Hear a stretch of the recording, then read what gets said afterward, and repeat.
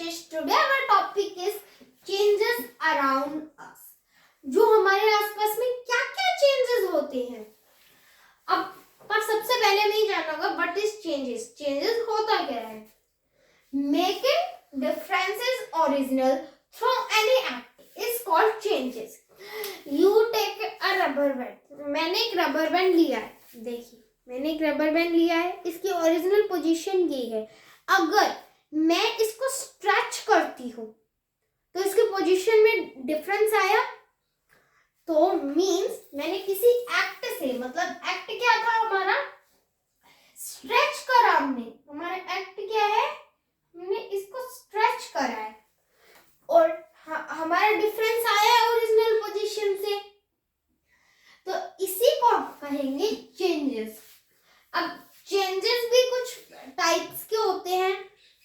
उसमें से है जैसे contraction, expansion, evaporation, melting etcetera. पहले हम जानेंगे व्हाट इज कॉन्ट्रैक्शन. कॉन्ट्रैक्शन होता क्या है.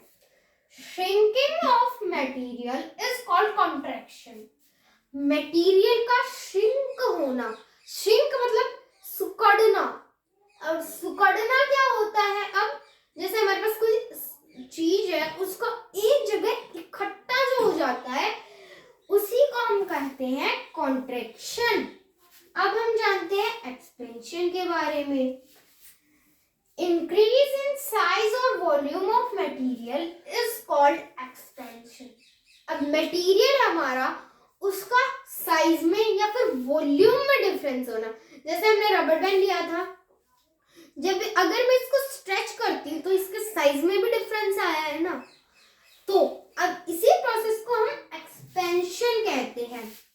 मतलब जो ये साइज में इंक्रीज हो रहा है, इसी को हम क्या कहेंगे, एक्सपेंशन. अब हम जानते हैं व्हाट इज एवेपोरेशन. एवेपोरेशन क्या होता है. The process in which liquid change into its vapour. जो लिक्विड है वो वेपर में चेंज होती है. जब लिक्विड किस में चेंज होती है, वेपर में. हम एक एग्जांपल के भी ले सकते हैं कि जैसे हमारे पास लिक्विड में क्या है, हमारे पास वाटर है. अगर वाटर जब वेपर में चेंज होगी तो हम इसको क्या कहेंगे, ये हमारा एवेपोरेशन हो जाएगा. अब हम आगे चलते हैं. हम जानते हैं मेल्टिंग क्या होता है. The process in which solid change into liquid.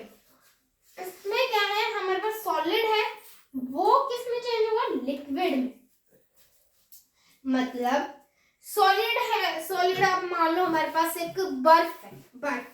बर्फ को अगर हम लिक्विड में, मतलब बर्फ अगर पानी में मेल्ट हो जाती है तो हम उसको कहेंगे ये क्या है, मेल्टिंग. इस प्रोसेस को हम मेल्टिंग कह देंगे.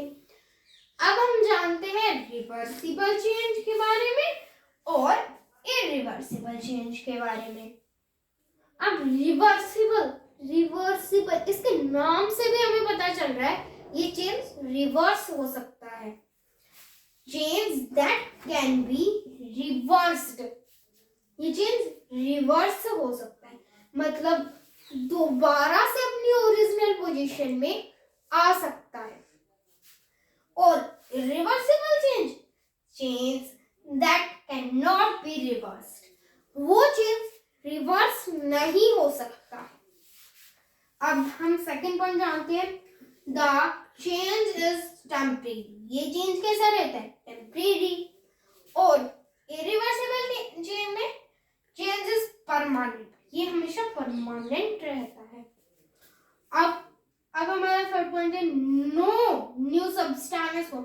अगर टेम्परेरी है, दोबारा से हम उसको ओरिजिनल पोजीशन में कर देंगे तो न्यू सब्सटेंस कैसे फॉर्म होगा, नो न्यू सब्सटेंसेस फॉर्म्ड. और इरिवर्सिबल चेंज में न्यू सब्सटेंसेस फॉर्म्ड.